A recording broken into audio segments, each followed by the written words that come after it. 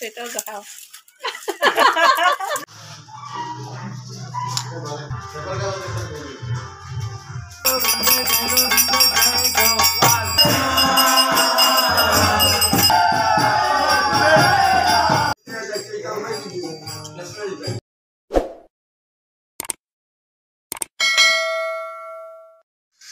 Good morning everyone, কেমন আছো? আশা করি সবাই সুস্থ আছো, ভালো আছো। আমি এখন খুব ভালোই আছি। এতদিন আমার পুরো শরীর খারাপ ছিল, যার কারণে তোমাদের সঙ্গে কোনো ভিডিও শেয়ার করতে পারিনি।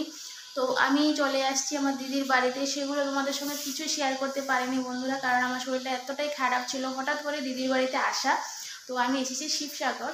তো সেখানে তোমাদের সঙ্গে ব্লগগুলো ভাবছি শেয়ার করব, নতুন নতুন ব্লগ অবশ্য আসবে।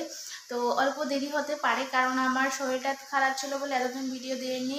আর তার আগে থেকে অনেক ভিডিও জমা আছে, কিন্তু তোমাদের সঙ্গে কোনোটা ভিডিও শেয়ার করতে পারিনি।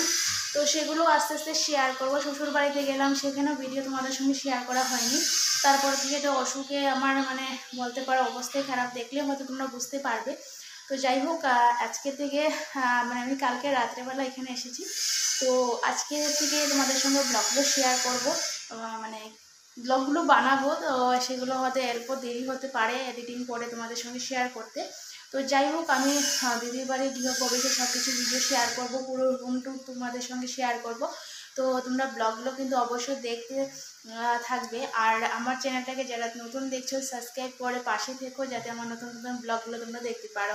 তো চলো তোমরা ব্লগটা দেখতে থাকো। সেটাও দেখাও।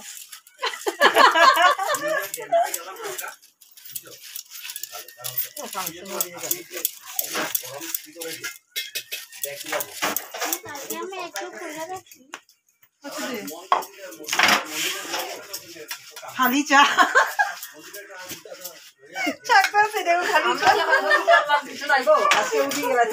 তো এদিকে দেখতে পাচ্ছ দিদিও চা খাচ্ছে, আর সবাই মিলে হাসি ঠাট্টা করছে। ভিডিও অন করা হলো, তারপরে সবাই মিলে দেখাচ্ছিল সবাই কাজ করছে। যাই হোক, সবাই কিন্তু সত্যি কাজ করছিল। দিদি ওরা চা বানাচ্ছিল, আমি আর মা মিলে সবজি কাটছিলাম।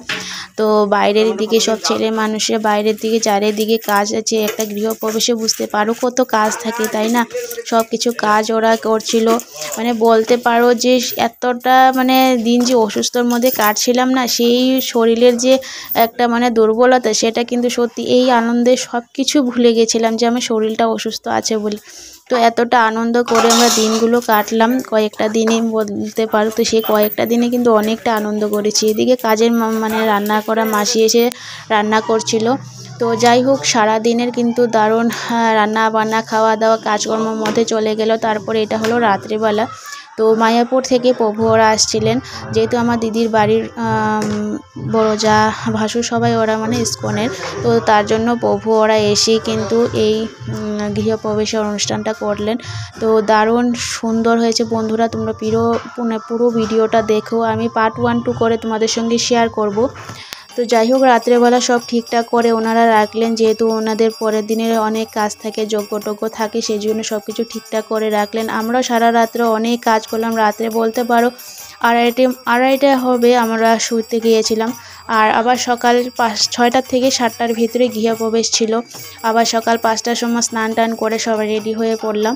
তো এটা হলো গৃহপ্রবেশের দিন সকালবেলা, যেটা সকাল বললামই 6টা থেকে 7টার ভিতরে গৃহপ্রবেশ। তো এখন গৃহপ্রবেশ হবে। তো দেখতে পাচ্ছ ওইদিকে সবার হাতে সবাই গুরুদেবকে নিয়ে বাড়িতে ঢোকা হচ্ছে। আর বাড়ির প্রত্যেকটা মেম্বারের হাতে কিন্তু ঠাকুরের গুরুদেবকে নিয়েই ঘরে ঢোকা হলো। তো যাই হোক, দিদির হাতে গোপাল ছিল, সেই গোপাল দিদি নিজে ঘরে রাখার জন্য নিয়ে এসেছে বৃন্দাবন থেকে। তো সেই গোপালও নিয়ে ঢোকা হয়েছিল। আর এদিকে দেখতে পাচ্ছ এত সুন্দর করে সাজানো হয়েছিল। তো এটা হলো দিদির ভাগ্নি, বলে না ভাগনা ভাগ্নি সত্যি বামনের সমান, তো তেমনটা। তো ভাগ্নিকে নিয়ে বাড়িতে গৃহপ্রবেশটা হয়েছে। তো এদিকে দেখতে পাচ্ছ সবাই গুরুদেবকে নিয়ে বাড়িতে প্রবেশ করছে।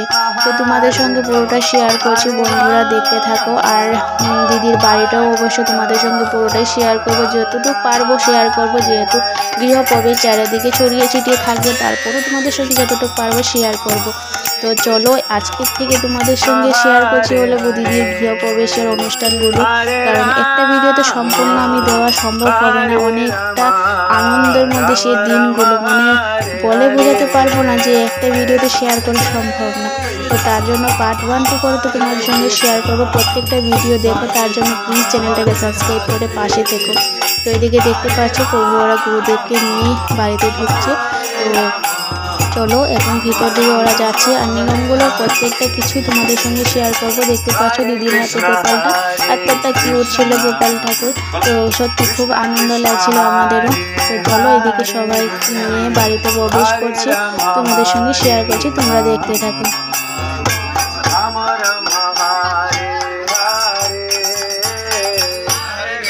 সবাই কীর্তন করুন, সবাই কীর্তন, হরে কৃষ্ণ মহামন্ত্র মঙ্গল হবে।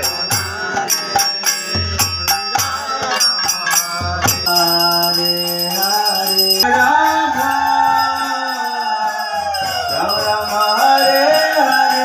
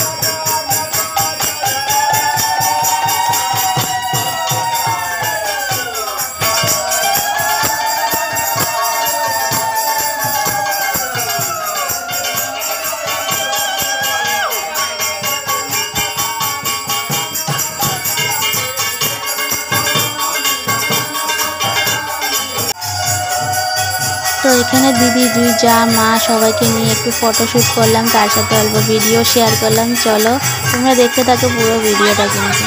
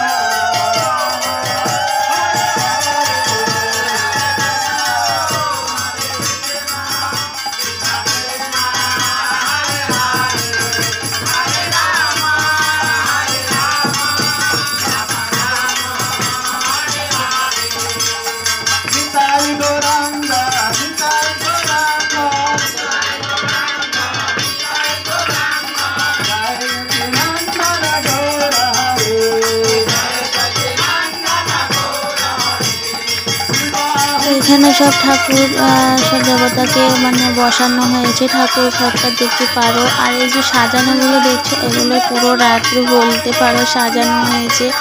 আর এই ফুলগুলো কিন্তু আমি আমাদের এখান থেকে নিয়ে গিয়েছিলাম, অনেকটা ফুল ওরাও নিয়ে এসেছিলো। তো যাই হোক, পুরো মানে পুরো ঘরটা তোমাদের কেমন লাগলো অবশ্যই কিন্তু কমেন্ট করে জানিও। আর মানে আমি তো পরে তোমাদেরকে রুম টুরটা দেবই, তো তখন তোমরা পুরোটাই দেখতে পারবে। আর সবাই এতটা আনন্দ পেয়েছিল সত্যি। তো যতক্ষণ আমরা মানে ঠাকুরের সব কিছু ঠাকুরকে বসানো হয়েছিল, তারপরে যে এতটা সুন্দর লাগছিল না, মানে বলে বোঝাতে পারবো না, তোমরা দেখে বুঝতে পারো। তো দেখতে পারো দিকে কীর্তন হচ্ছে, আর এখন ওনাদের সব কিছু মানে শুরু হবে, যজ্ঞ টজ্ঞ এগুলো শুরু হবে। তো তার আগে অনেক নিয়ম আছে, সেগুলো করা হবে। তো আজকে ব্লগটা দেখতে পারলাম অনেক সময় হয়ে গেছে, তার জন্য পার্ট 1 করে এখানে ছেড়ে দিচ্ছি। পার্ট 2 তোমাদের সঙ্গে পুরোটাই নিয়ে আসবো, যে সারাদিনে যজ্ঞ টজ্ঞ কীভাবে হয়েছে, কীভাবে আনন্দ করলাম। চলো আজকের মতন টাটা, বাই বাই।